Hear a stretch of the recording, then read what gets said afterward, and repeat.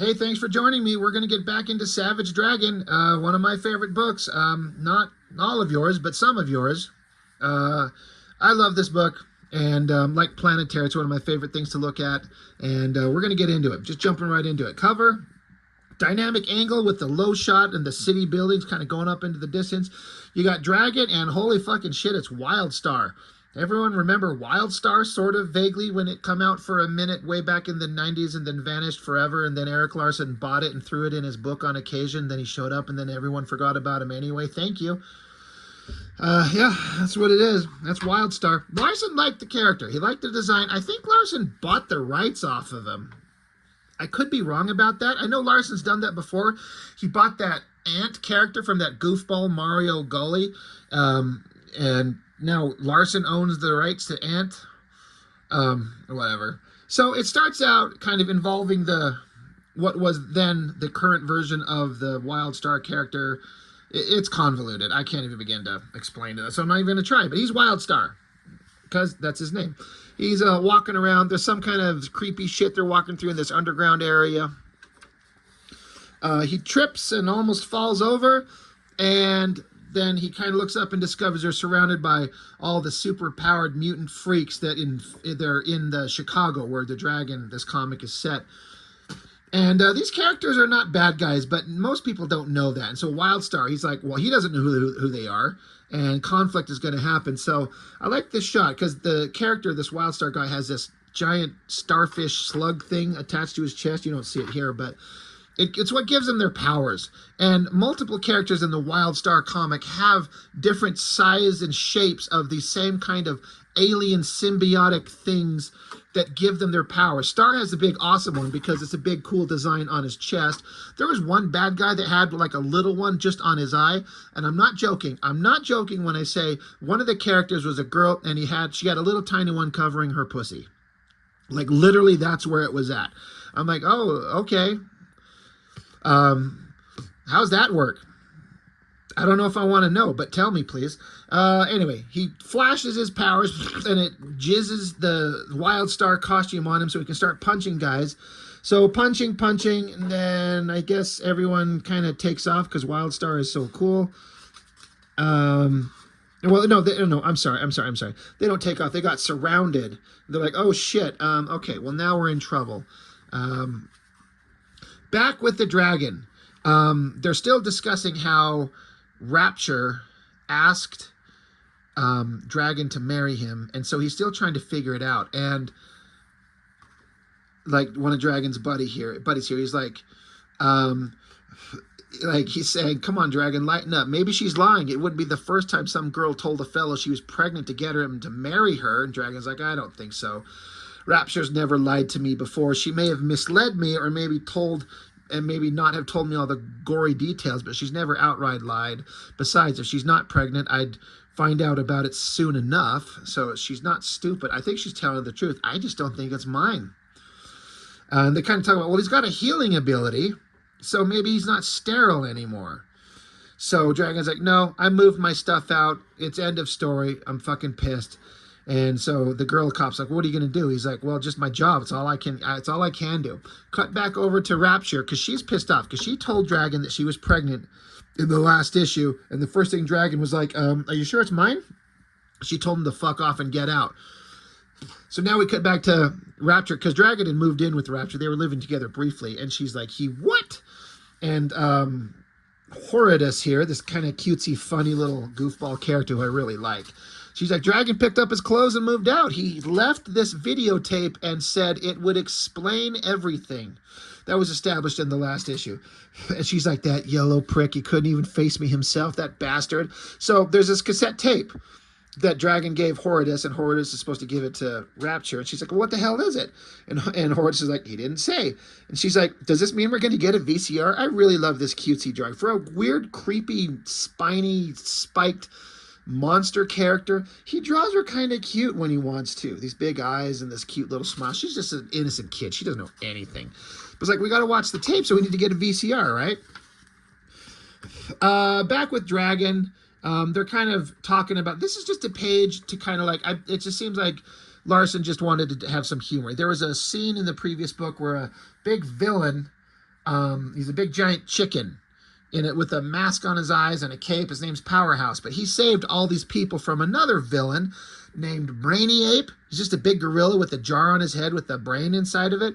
And this is the aftermath of all of that. And the cops are taking statements from the people who were still there. And there's no reason for this scene to exist outside of Larson probably thought it up and it was funny and he wanted to do it. And I'm 100% on with that.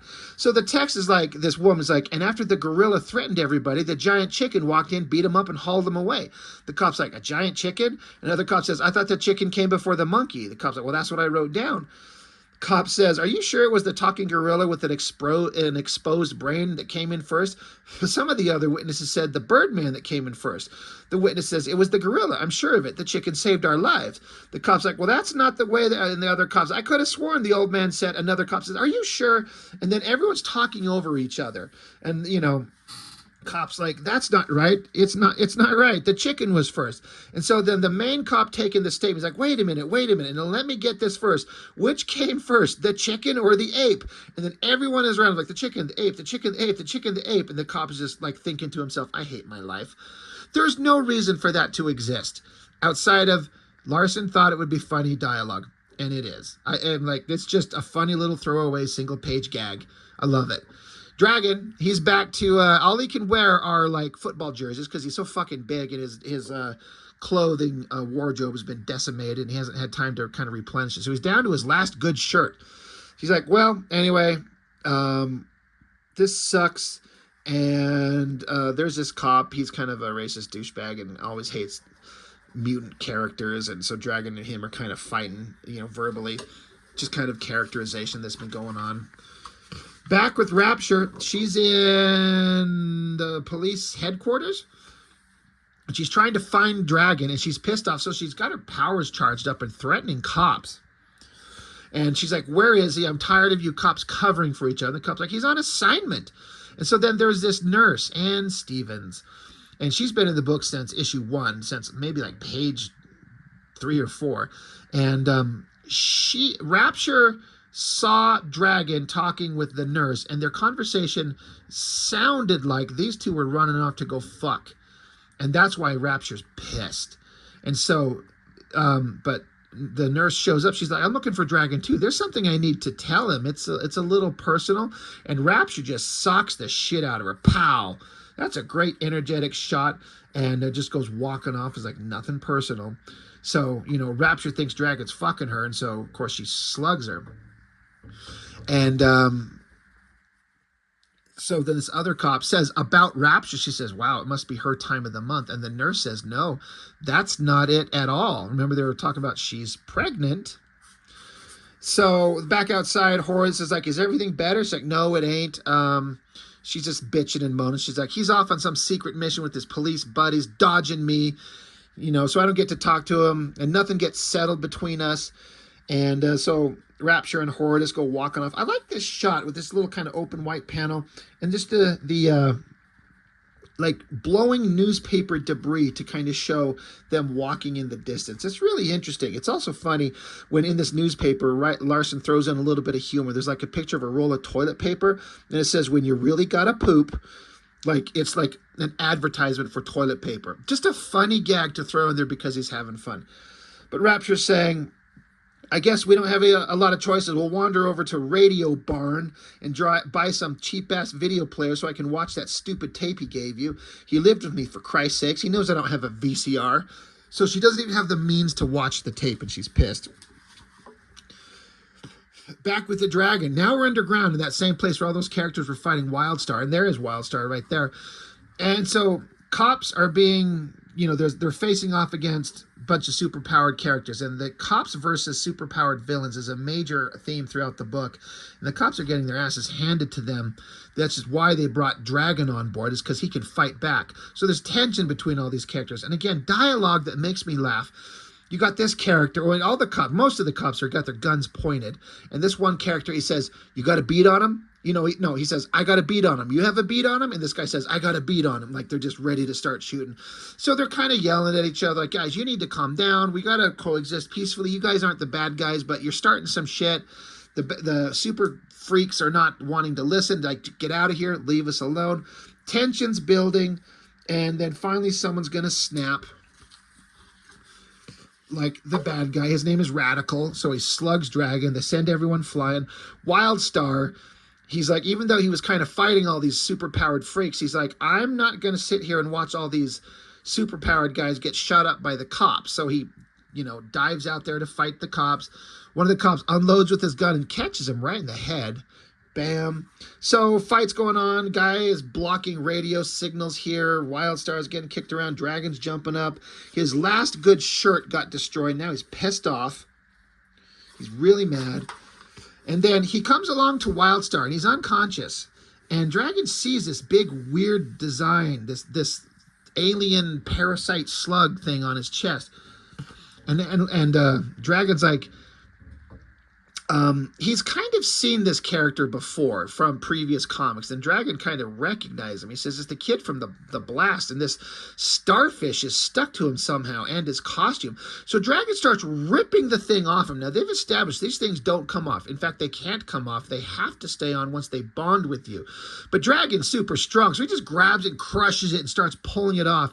And this other character, excuse me, she's like, don't take that thing off him. It's what's keeping him alive.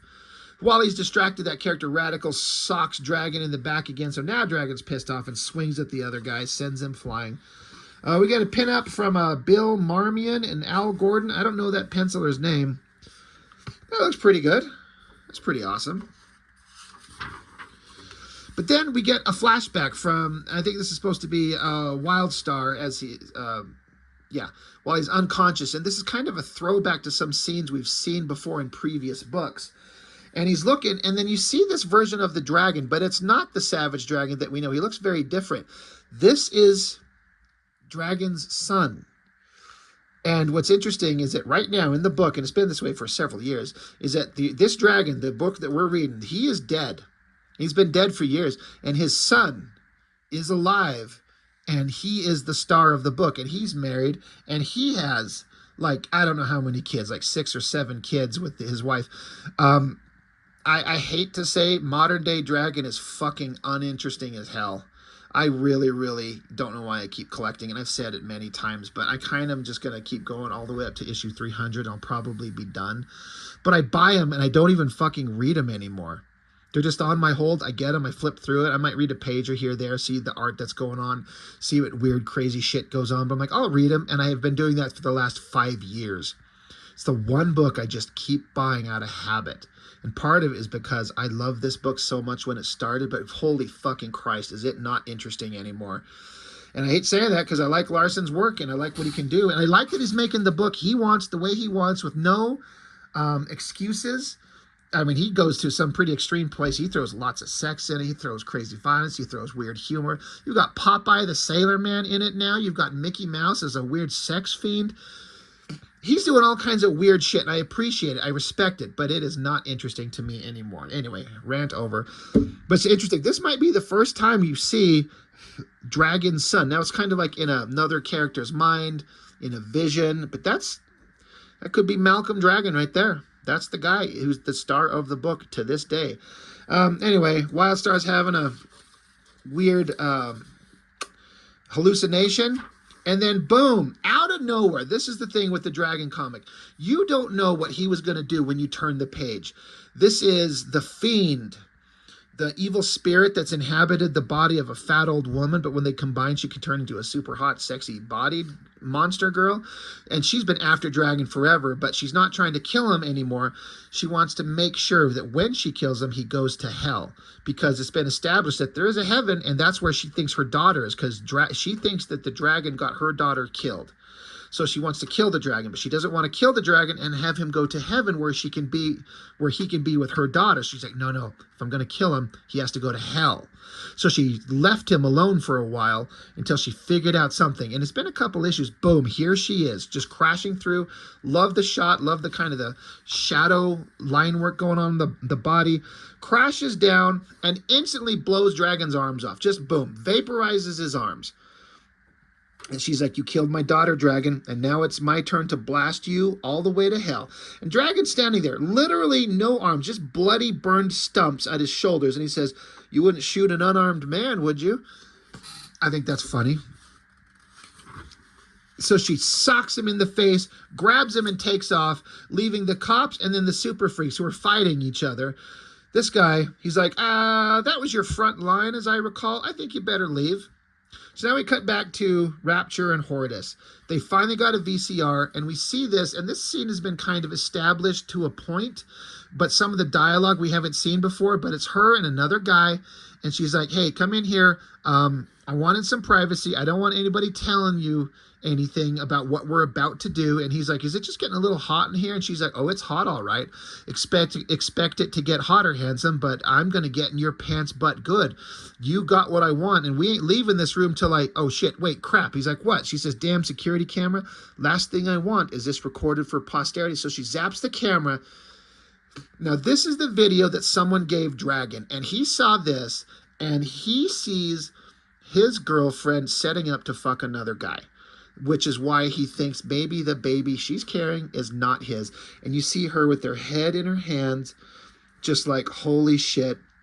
And then again, Horridus here. She's got some popcorn, just watching with some kind of confusion. That shit makes me laugh. It's a serious scene. Dragon just got his arms blasted off, taken away. There's drama, and then there's this funny little humor. And of course, Larson draws some giant hot rockin' knockers. So you kind of see why the Dragon thinks that something shifty is going on. We cut back with Wildstar, the character. He just separates from the other super freaks and they go their separate ways. Who fucking cares? Back with Dragon. He's unconscious. They got him chained up. There's Horridus and some evil, like, satanic cult guy. And the Fiend is saying everything seems to be in order. Between your spell and my power, the dragon's soul will soon rest forever in the bowels of hell. Didn't think I'd pull this one off, did you, Dragon? Thought you'd get away with your crimes. Prepare to meet your maker, you son of a bitch. It's dying time. I love this shot.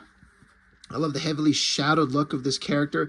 The crazy, like, hot female body with the evil demon ugly face and this big poofy wild flowing hair. Looks really cool. The end of the book. The Fiend says fail safes are in place in case this doesn't work out. Don't want you sneaking into heaven to see my little girl after all.